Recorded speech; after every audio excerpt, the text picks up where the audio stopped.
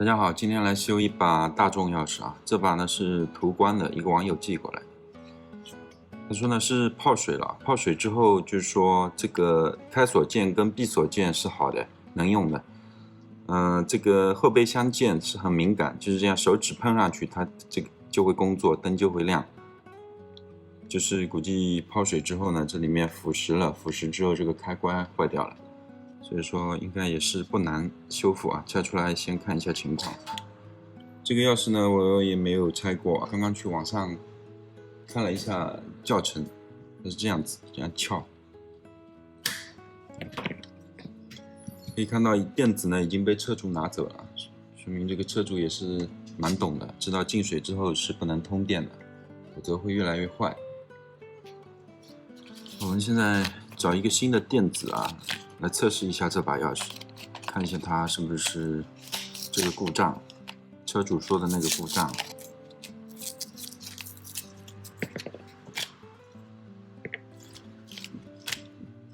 这边呢有个测信号的机器啊，测这个汽车钥匙发出的频率。如果工作正常的话呢，它会亮，这里有4个频率。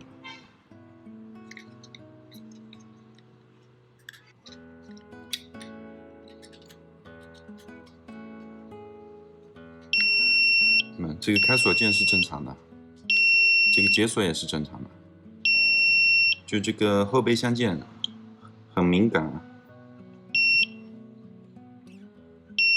手指轻轻一碰它就会触发，并没有按下去啊，并没有按下去。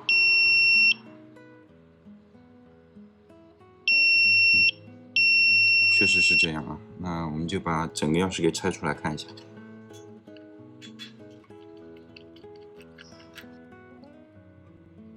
哦，这个钥匙是很牢的啊，它是粘死的，我这个刀片都弯了。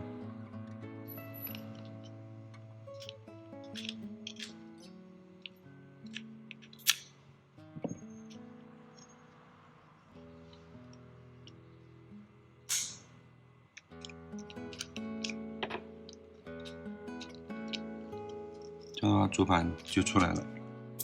其实进水的话还好啊，因为它这个芯片周围都给它打了胶，就是有水进去的话，它也不会进到这个芯片里面了。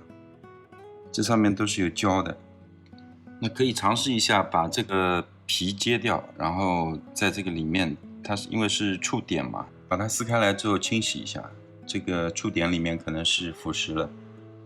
其实修这种汽车钥匙还是挺简单的啊，因为它没几个元件嘛，就一个加密芯片，然后有个发射电路，然后就几个按键。相对于那些手机、电脑的主板，它是容易很多啊。这上面最重要的就是那个加密芯片啊，如果那个芯片没坏的话，一般都是可以修复的。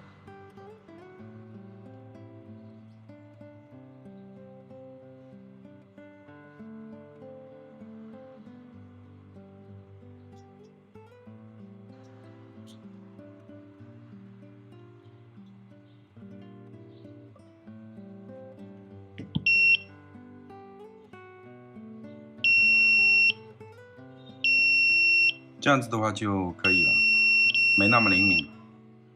刚才是碰上去它都会工作的，现在是碰上去不工作，要按下去才会工作。这样的话就可以。拆了10分钟，修的话1分钟啊，装估计也得10分钟，还要给它上胶，到时候。最后就是要做的，把这个4周都上好胶水。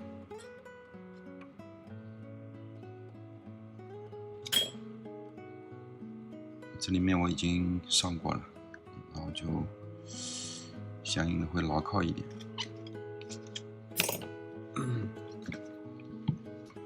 测试一下，这个已经不那么灵敏了。